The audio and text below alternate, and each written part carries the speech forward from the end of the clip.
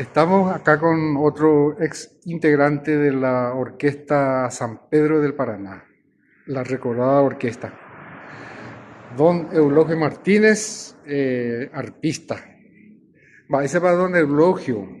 A Muy Yumín bien. lo visita y va a hacer algo de nuestra orquesta San Pedro del Paraná. Bienvenido a Ah, mi casa, señor doctor. muchas gracias, muchas gracias. Entonces,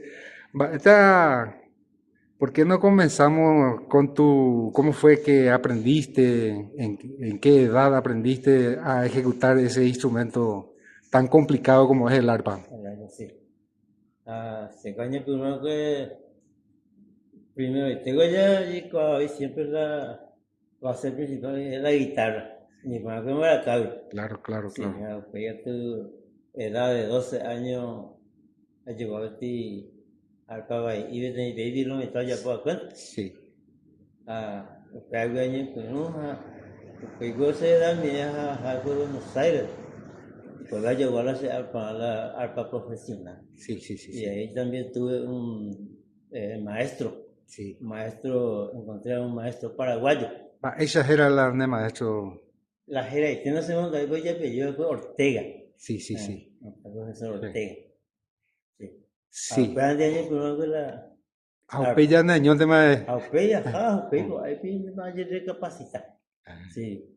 Ahí mismo voy a Paraguay, hubo unos tiempos ahí, que visitar a la maestra Cruz. Está por vir a Sara acá Está entonces. por, sí. Ujú. Salvo Enrique Samaniego. Ah, A la pucha. sí, Enrique Máximo Samaniego. exponente Sí, del Máximo arpa. Exponente, sí, Aparicio González, mira. Ah, hay Sí, cuál sube Aparicio ahí. Sí, sí, González. sí, sí, sí. Sí, Umia, y sí. vale, y catubiri Sí, umia, sí. maestro de los maestros. Upeisa.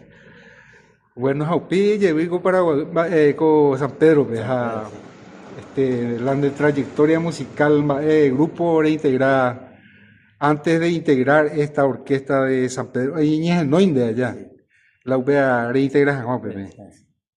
primero, y tengo integrante y grupo, fue, eh, no,